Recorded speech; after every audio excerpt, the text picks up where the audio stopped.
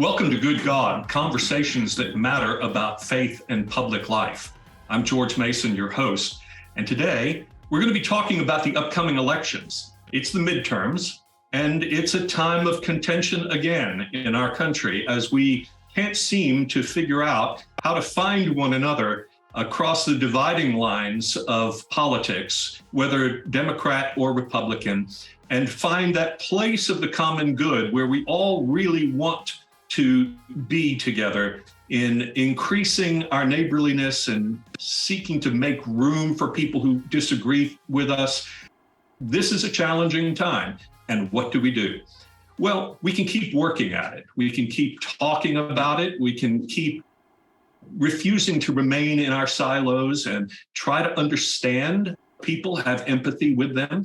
And to that end, we're talking in this episode with Doug Pagitt, a pastor for 20 years. He is the co-founder of Solomon's Porch, an evangelical church in Minneapolis, Minnesota. And now he is executive director of Vote Common Good, also the co-founder.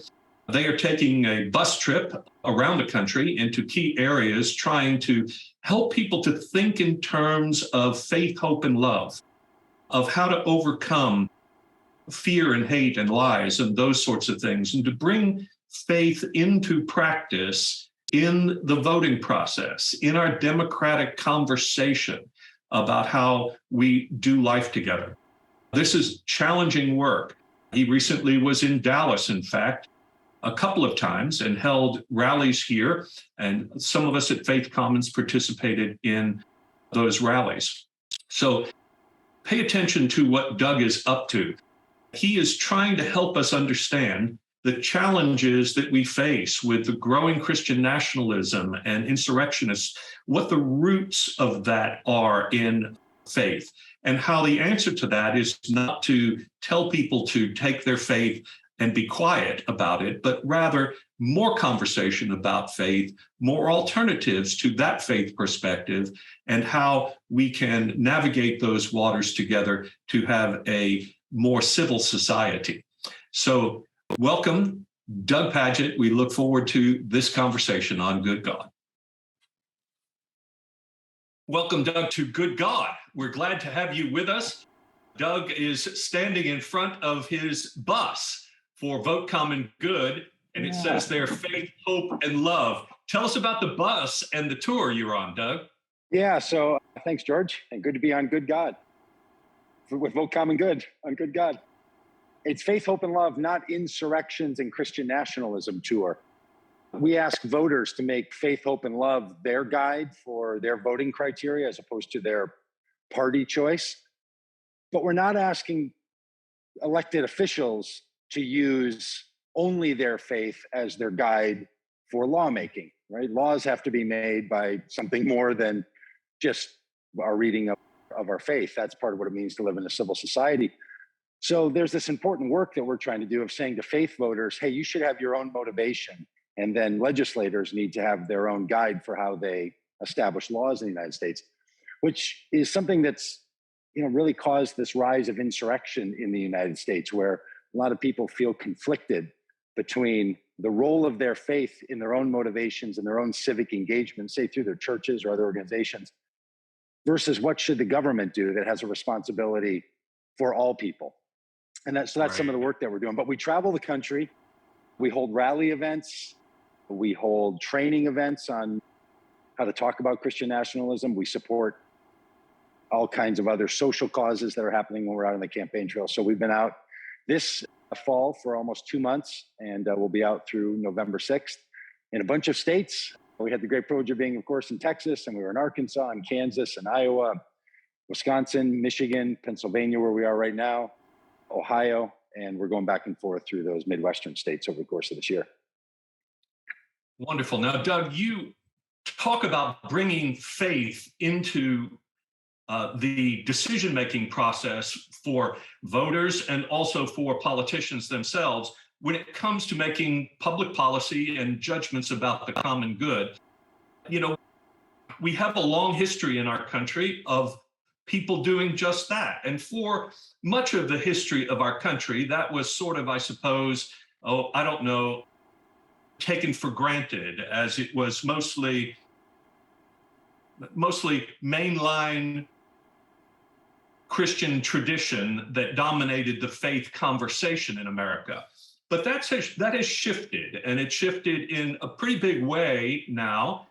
Those of us who are involved in Faith Commons, my organization that sponsors Good God, we do encourage people to bring their faith into the public square. And yet, right now, one of the problems with insurrection and Christian nationalism is people bringing their faith into the public square. So what's the right way to do that? And what's the wrong way, if I could put it that way? Well, look, this is a really important question. It's something we've been talking about as a country from our founding, right? So we see ourselves in 2022 and asking this question. My congressional representative is Ilhan Omar, and she's Muslim. Now, I want her to be driven in her life by any faith she holds, her Muslim faith, and I'm a Christian. I vote for her not because we share the same faith, but because we have a shared commitment to the common good. So I want her to be driven toward the common good and then to find her legislative rationale for something outside of the Quran. And I want Christian candidates and legislators to find some rationale for their work outside of the Bible, and Jewish representatives outside of the Jewish text, or any faith. We need to find these other places. So this conversation, right, is something we've been wrestling with from the founding of the country. In fact, in the 1800s, while we'll sometimes say like, oh, there was a shared narrative of faith and politics in the country. Well, Catholics were really prejudiced against, right? In fact, some of the early no prayer in school movements in the 1800s were to limit Catholic prayers from getting into public schools. So while it's easy for us to think, hey, we've always been a part of the same, broad Christian or Judeo-Christian narrative, that's not even true. There's been a lot of discrimination from one group to the other. So we have some history of this, and partly the history isn't very good. We haven't been very good at it. And as we perfect our union, as we perfect our ability to live well with one another in a globalized society, this is something we also have to be working on. So we find ourselves in a good tradition. We find ourselves in a tradition that we have to navigate. And we know that it's important and we need to get after it. As soon as I'm in Pennsylvania. And so when the United States decided to form a union as opposed to live as colonies under the British rule, they had to adjust their narrative to say, okay, now Pennsylvania is going to live with the rest of the states differently. And the religious preference narrative has to be set aside.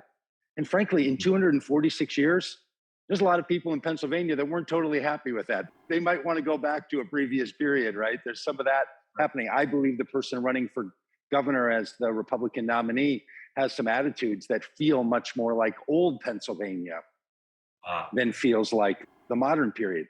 So it roots us, right? It reminds us that we're living in a dynamic experience as a nation. And it's not entirely clear what our future is going to look like. I think there's a path for us. I think there's a path that we want to follow. But this is real work that we're out here doing. And I got to tell you, George, in all my 30 years of being a pastor in a congregational setting, I used to say, don't worry about Christian nationalism. Like, it's fringe. Don't give it any fuel. Let's not take up any time. They're kind of harmless. Well, either I was just dead wrong about that, which is quite possible, or things have changed. And we now have a new variant of Christian nationalism. And it might be a combination of the two. Maybe I was a bit misguided and didn't take it seriously enough. And I really do think something has changed. So we're living in a really unique moment now in our nation's history around this question of what's the role of faith, hope, and love for all of us as citizens. Because I want to speak for you, but as a pastor, when you're a pastor, I want people to live out their faith in every area of their life, including how they think about their voting, right? I want them to have a commitment to faith in others and hope for others and love of others all the time. But that doesn't mean I want my religious doctrine to be the rule of the land. And that's a distinction that for a lot of people is hard to navigate. I think it is. And let me pick up here because I agree. You and I both grew up in an evangelical culture where we heard a lot about Christian nationalism. It wasn't the label we put on it back then. but it was, we know about Rushdoony and about, Gary North and about all those folks that we considered kind of to be fringe figures in American Christianity who wanted a kind of biblical theocracy in America. And now here we find ourselves with them being mainstream politically. And it's shocking to us because we really didn't consider them to be voices that were legitimate conversation partners about the American religious experiment. And so here we are. But at root, I think Christian nationalists today who are owning the title and who are boldly saying that they want to bring their faith into the public square have a hard time with something you said earlier, and that is that you want your Muslim congressional leader to be rooted in her faith tradition, but not to take the Quran into her voting booth, so to speak, and into her policy making. Similarly, to leave the Bible in a sense for Christians and Jews, and not to leave it, but to recognize that we live in a pluralist setting. So what do you say to those who, like, for example, Christian nationalists, believe that it's impossible for a Muslim to do that very thing, and therefore it's a contest between a Christian who will take their Bible seriously into the democratic process and a Muslim who will do the same, and we have to win?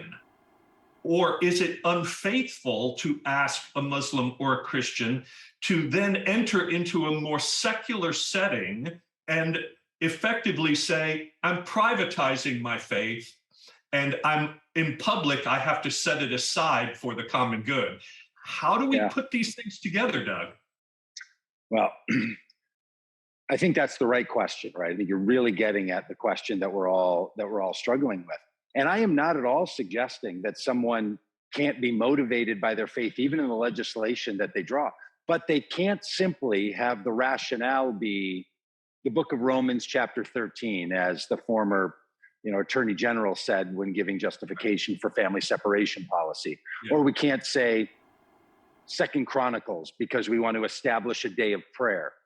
If we want there to be legislation, if we want there to be legal demand put on people by the government, we need to find additional support to those things that our text or our faith might bring to us. I don't think anyone is suggesting that we should establish a law that tells us how and when to, say, have communion or perform baptisms or to decide who can be married. Well, now there's where it gets interesting, right? So some people do want to take marriage laws and connect it to their faith, but they don't want to do it with communion or other sacraments that the church might hold as significant and important. So we're already doing this work, right? We already know that nobody wants there to be sort of a one-to-one correlation between a Levitical law and the United States law. But they think, well, these things are kind of rooted and it's the space we operate in. And I think they're right about that. It's rooted in our nation. It's part of our narratives, but we have to have an additional reason when we're going to establish public policy to what our faith commitments are. And this is what often becomes troubling to some voters, is they want their representatives to represent their own particular convictions for the same reasons that they hold that conviction. Yes. Right. So this abortion is a really important issue on this. Now, the Christian tradition says very little, if anything, about abortion. But there's a lot of ways that we think about the issue of abortion and how we're going to make sure that women are respected and cared for, and that, the development of a fetus is something that's being honored in our society, to a certain point, and who's going to make those decisions. But the scriptures don't go far enough to tell us what to do about that. There's a lot of people, calling for human viability to be declared at the point of conception. Well, you're not going to get that out of a text, but there's a lot of people who hold it deeply in their faith. So we kind of work both directions, right? We don't want to take direct correlation from the Bible about how one should serve communion in churches, not going to establish a law about that. And then we're not going to go only to our text when it comes to our thinking about other moral and social issues. So we're already doing it. And we shouldn't fool ourselves somehow into thinking that the purpose of any of our of our faithful and sacred texts is to help us establish laws. It just doesn't work that way. I mean, frankly, even what you find in the Jewish text for Jewish law is only one portion of the establishment of Jewish law, in ancient Israel. So there's kind of a maturity that we need to have when it comes to how we establish laws, where they come from, where they're rooted in, what their rationale is, as well as thinking about our own text and our own scripture. That's why we're saying to people who are in churches and other faith communities, look, use this as a chance to disciple your people into a greater understanding of civic life and even their text and their scriptures and how they function in the world and the value that they actually offer to us and motivate us to be involved in civic life. Because if you're going to be involved in civic life, you're going to take your faith into the public square with others who also have a faith. And you don't want their faith to override yours, nor should you expect that your faith is going to override theirs. And I think your point is well taken about, you mentioned abortion, for instance, and if you're going to say that there is a Christian point of view, which there is not a Christian point of view on this matter, especially when life begins, you also have to be willing in the public square to acknowledge those who are bringing their faith tradition on the same subject. Because now what seems to have happened is, the Christian viewpoint at the Supreme Court has prevailed. And the assumption is that life begins at conception. But Jews are quite surprised that conclusion can be reached based upon their own reading of Scripture, since they read Scripture, and the consistent tradition among Jews is to view life as beginning after birth, when the first breath is taken apart from the mother. Muslims as well do not hold generally to the conception being the moment of life. So what we have here is a matter of learning how in the public square to bring our religion into conversation. And the issue is not church-state separation, because that still works in this case. We are not asking people to separate God and government or religion and politics. We're asking them not to presume that one position of the church can be enfranchised legitimately in law and imposed upon others. That is the church-state separation issue, and that is being contested today. Yeah. Yeah, and look, there's a lot. It's not clear where the boundaries of the state and of the citizenry stop and begin. It's something we wrestle with. I'll tell you what's driving a lot of this. We're hearing it on the road as we travel, and we hear it in the conversations that we're having. And that is the nation's response to the COVID pandemic. This is what's really sits at the heart of the new Christian nationalist movement. There's a lot of people who just felt like churches and religious communities should have been seen as essential elements in our society. If the Walmart needs to be open, why can't the church be open? And they were saying to themselves, this is as essential an element to our lives as our ability to get our needs fulfilled, right? So you can see how someone would make that, how someone could make that argument. And we should have that argument. I can see that argument, but here is where the nuances are so important, right? Because you can go into a store and you can be separated, and a storekeeper can say, we're only going to allow a certain number of people in, and you have to keep a certain amount of distance, and you must wear masks, and all of that. Restaurants can do the same. But in a church where intimacy and congregating is the very essence of the idea, to say that those are the same is not to think in nuanced fashion. And the state does have a right to protect public health. So again, we're arguing back and forth on these things, but this is the point. Nuances are being lost in our culture, right? Yeah. The ability to think carefully about these matters. So what is it about Vote Common Good and your work in this effort that is contributing to bringing people together or helping them to think differently in this highly conflictual, seemingly binary time when people have establish two different points of view. And it's very hard, it seems, to bring people toward the center. What hope do you have of this effort, Doug? Well, our hope is that what will come out of all this work is greater empathy and greater engagement. Okay. We don't operate around a metaphor of coming together in the center. We operate around a metaphor of engagement. So in other words, engagement is something that you can, it doesn't have to be permanent, is one way to think about it, right? You can engage with someone without having to sort of move positions to another position. And to do that through deep empathy is really important, because it's every person that we meet and every person in the United States has a right to hold the beliefs and the assumptions and the passions that they have.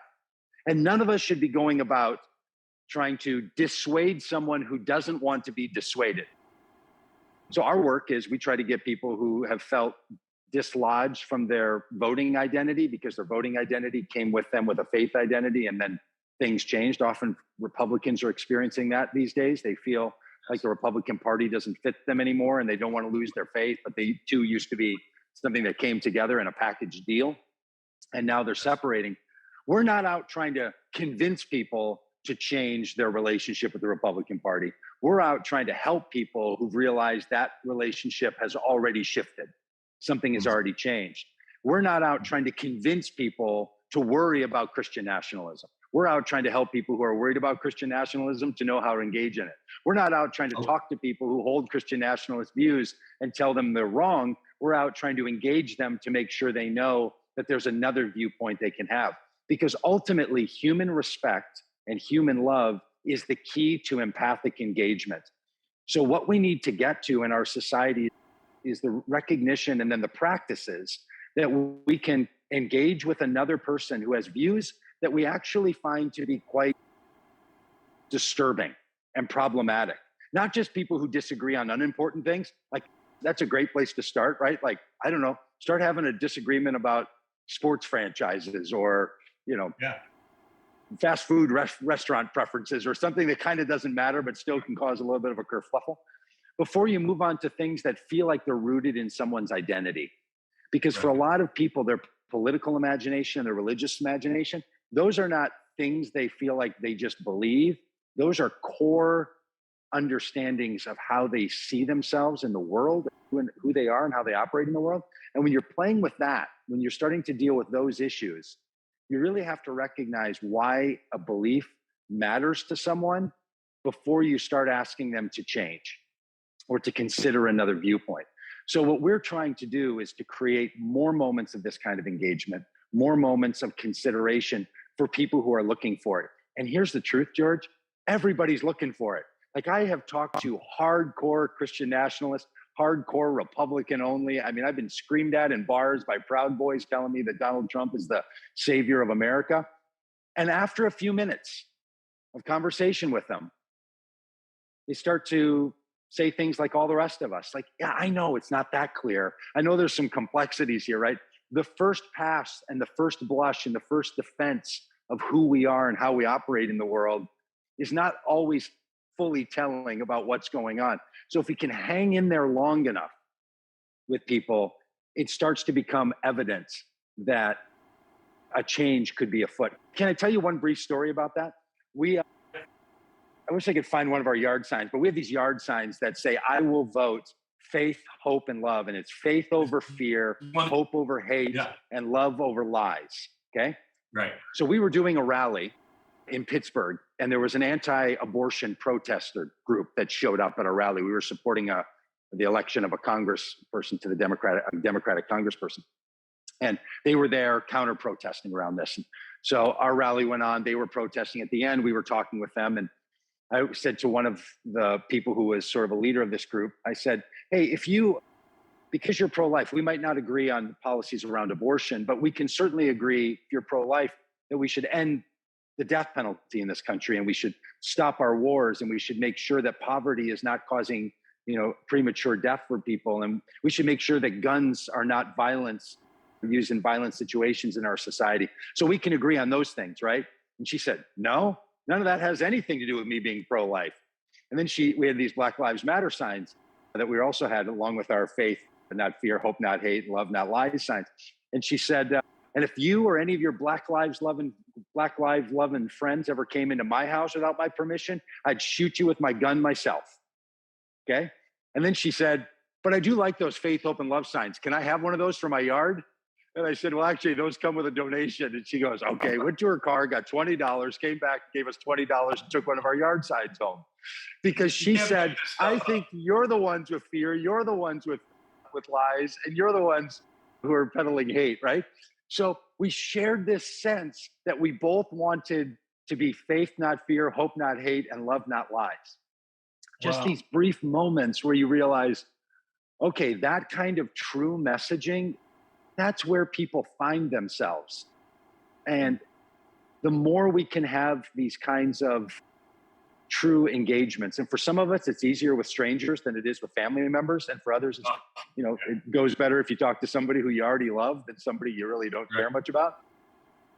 So that's the work I think that really has to be done. And we also have to do it in the media. I'll just say the reason we travel in a bus and sleep in a bus, and I'm in a Hampton Inn parking lot, it is because we know that the media wants to tell the broader range of stories about faith and politics in America. So the Michael Flynn crowd are up here in Pennsylvania holding these Reawaken America Christian Nationalism rallies. They get a lot of attention. And then we come pulling in with our bus and we run an event out on the street or in a park or at a church somewhere. And we've got this thing that looks like a media attraction, right? Right. Because we're working hard to be in the spaces that help to shape and form the conversations that people are having. So the front page of the New York Times app today is us standing with a person running for Senate, the Democratic Senate candidate here in Ohio, at one of our rallies with our Vote Common Good sign. It's the framing photo. And what we're trying to do is to be in the spaces and places to help other people also have these conversations. Right. It's what we call in our work the gift of going first.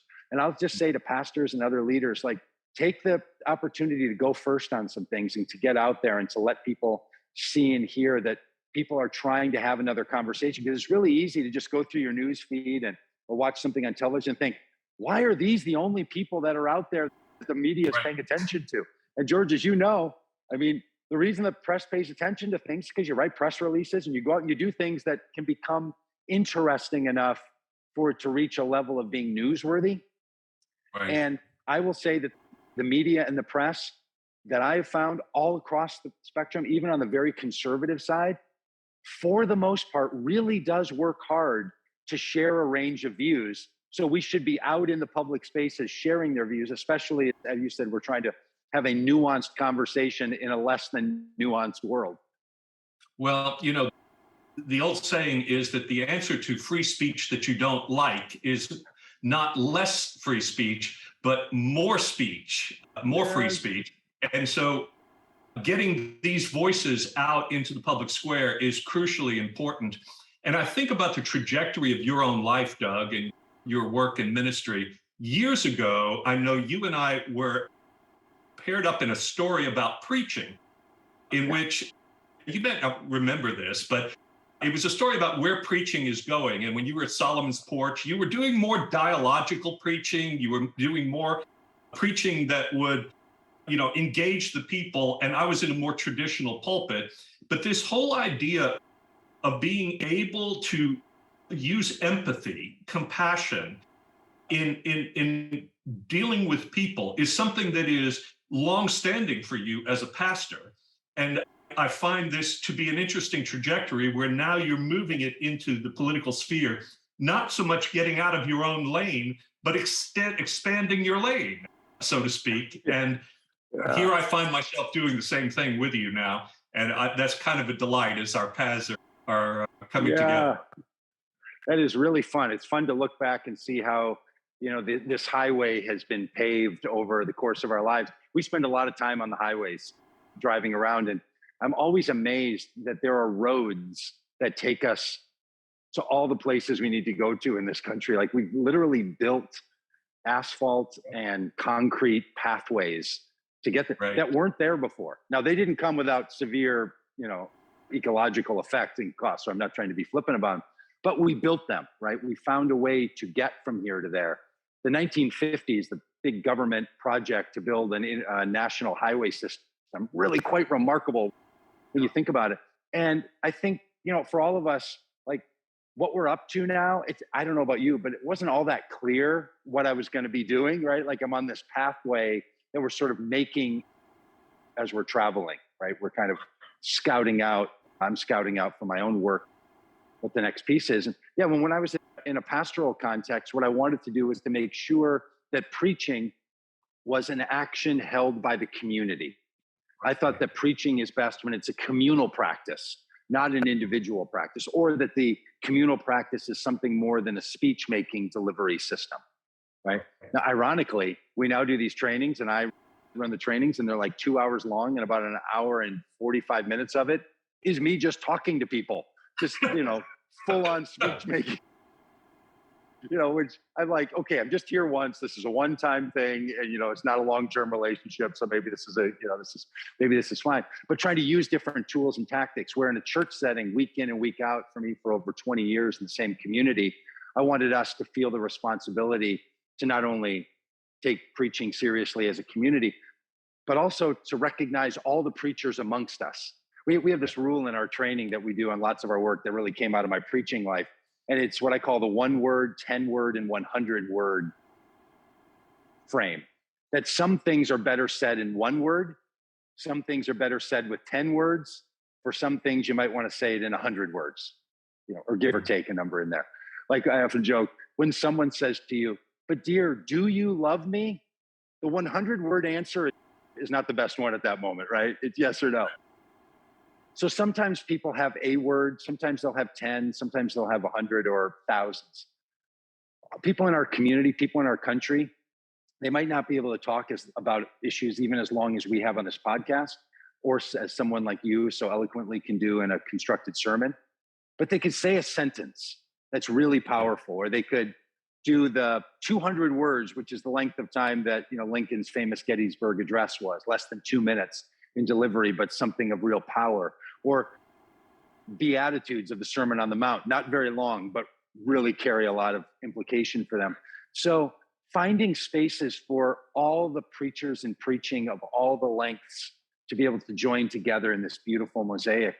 So that's what I thought the Christian gospel called for in the society that we're in. And it's really what our nation also is begging for, right? As you said, I came over here so you can see the back of our trailer, which says, "Wake up, speak up, and stand up" on it, which is our other bit. We never want to tell anyone to be quiet. We just want other people to turn up the volume, or as we like to joke, "Hey, faithful people, your mute is on. Take your mute off and say it. They can't hear you right now." It's like we're in a constant Zoom meeting in our society. Right, so that's the work we're up to. All right, so we need to wrap this up, and I feel like you've already answered this question in more than 100 words. So maybe this is a 10-word answer. Get ready for the 10-word answer.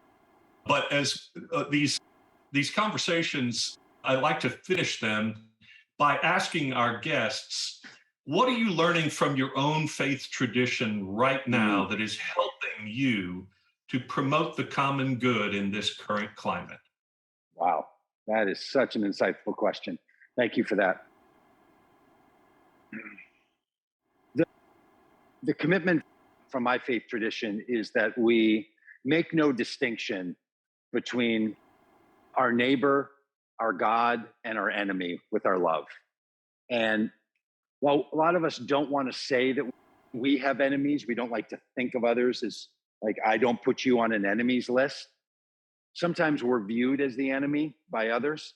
We certainly hear that out here.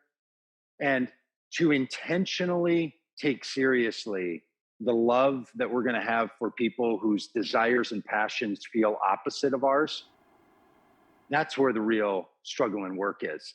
And to truly listen as deeply to the passions and the reasons and the function of their beliefs as we listen to those of the people that are on the bus with us, as the people that host the meetings that we go to, as the sweet little grandchildren that we have at home, or children that we have at home, that commitment to really see no functional distinction between loving our God, loving our neighbor, and loving our enemy as we love ourselves is really, that's the trick.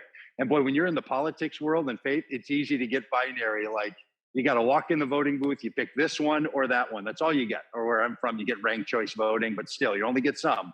And there's only one at the top of your list. But then when you walk out of the voting booth, you can't keep doing the only this or that. Like that binary thing has to stop, and you got to circle it all back in together and realize everyone has something to contribute. And we're all in this thing together. I believe we're all on the planet together. We all share our humanity. We're all children and beloved by the same divine God. And we're all in this country together. And we have to figure out how to live with one another in a way that doesn't just create binaries between, random enemies. Doug Pagitt, it's wonderful to have you on Good God, and thank you for being faithful to your Christian faith and also a promoter of the kind of democracy that will heal us and renew us as a country. And we're grateful to be in conversation with you and in partnership with you and in the work that you're doing. God bless you. Such an honor. Thank you. Thanks for joining us in this episode of Good God with Doug Pagitt as our guest. Elections are coming up this coming Tuesday, November the 8th. Of course, we are now in the early voting period, and we certainly at Faith Commons urge you to vote. That is one of your civic responsibilities. It is a great privilege to do so, and not to vote is to take away one of the most important liberties that you have. It may be even that you are concerned about that liberty being threatened, and the best way to protect that is to vote. We hope that you will find a way, whether through early voting or on the day of November the 8th, to go to a voting booth or to mail in a vote and make sure that your voice is heard. How should your voice be heard? How should you make decisions about these things? Well, I hope this episode was instructive to you and you were able to think about how you bring your faith to bear on voting.